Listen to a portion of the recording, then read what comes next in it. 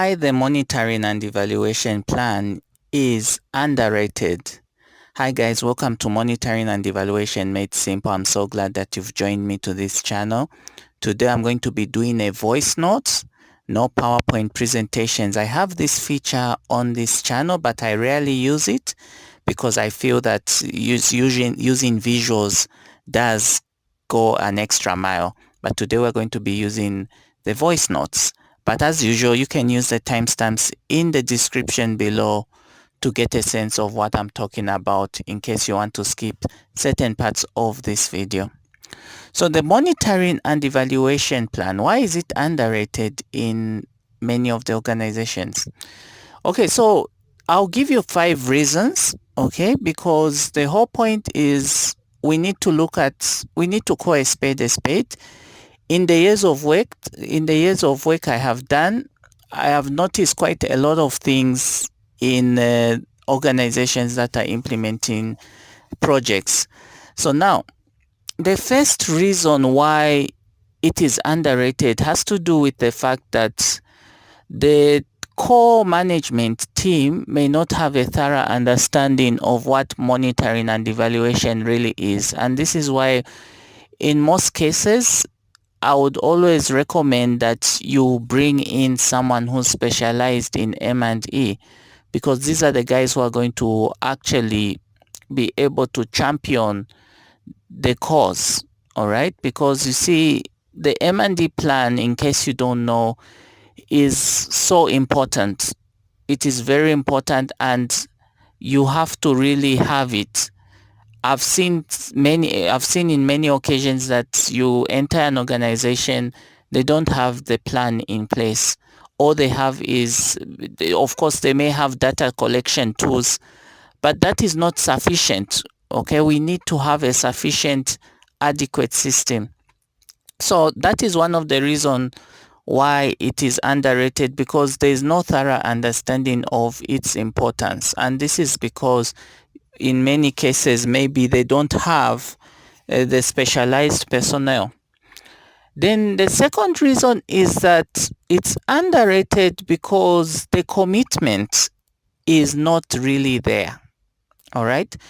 There might be some kind of M&E plan in the organization, but it is not well structured. Okay. And because of that, because it is not well structured, it's not given the seriousness that it really deserves. I always talk about this. I always say that it's really important to have a budget in the plan.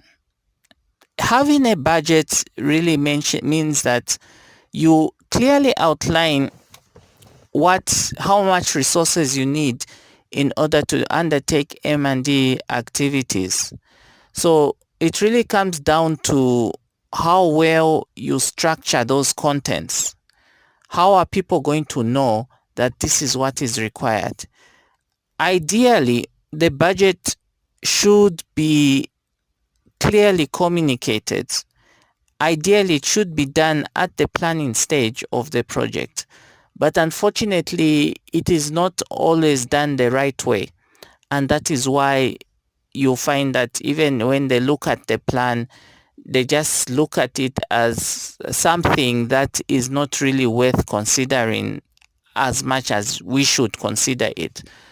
But at the end of the day, it is really us who tend to suffer, because when the M&E is not fully functional, there'll tend to be these challenges. Okay, so the third reason why it is underrated is because the personnel that are there, the M&E personnel that are already there, are not really championing it.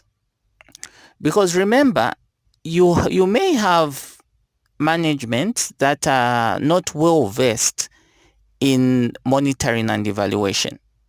Okay, and that is why some will employ the specialized personnel. I've seen organizations that have a team of M&E professionals making up the M&E unit. So now what happens is that the personnel, the M&D personnel may not also be adequately versed in the methodology. Maybe some of them are just beginning their careers. Others have had a fair share of experiences of how M&E was received in different organizations, and it may be discouraging for them to try to lobby it. So now I have this appeal to all professionals doing the monitoring and evaluation. You need to persevere, because one thing I've noticed is that monitoring and evaluation is not like medicine. Medicine is given a very strong attention, and not everyone can do medicine. Okay, we all know that no one can do unless you are trained, but we can't do medicine. All right. But when it comes to monitoring and evaluation, the feeling is that anyone can do it, even if he or she is not trained.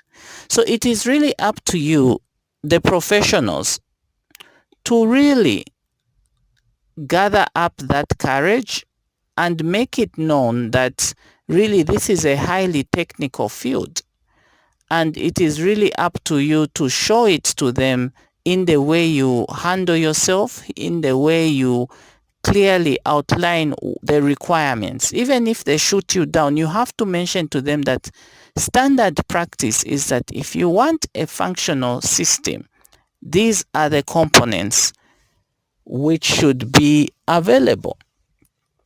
Then the other reason why M&E plans are underrated is because the quality of the work, the monitoring and evaluation implementation can leave much to be desired in the eyes of management. You see, I've seen situations where they really have high expectations from the unit, and with good reason, because when you look at the M&D itself, it's meant to be able to report results, and it's also meant to help you understand where your weaknesses are. So now, when it is noticed that the actual system is not actually doing that, personnel are not living up to that, it really becomes a challenge. And in the long run, what happens? You find that management may not really hold monitoring and evaluation with high esteem. So it is really important that when you're implementing the M&E, people should see the value it brings. You need to be really running with it. You really need to be doing the job that people expect you to do. Okay. So now, what is the final reason why it could be underrated?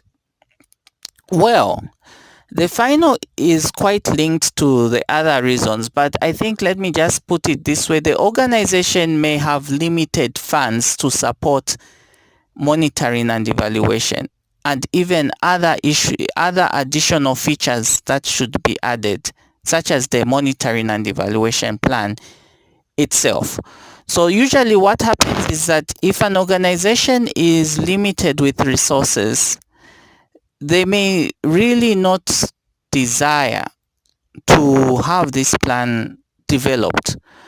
One of the things that most organizations do is that they'll get an external person to come and develop the plan. It's not usually a good way to do things, in my view, because the challenge that is there is that, one, it's costly, and two, you may have the in-house capacity actually to do the development yourself.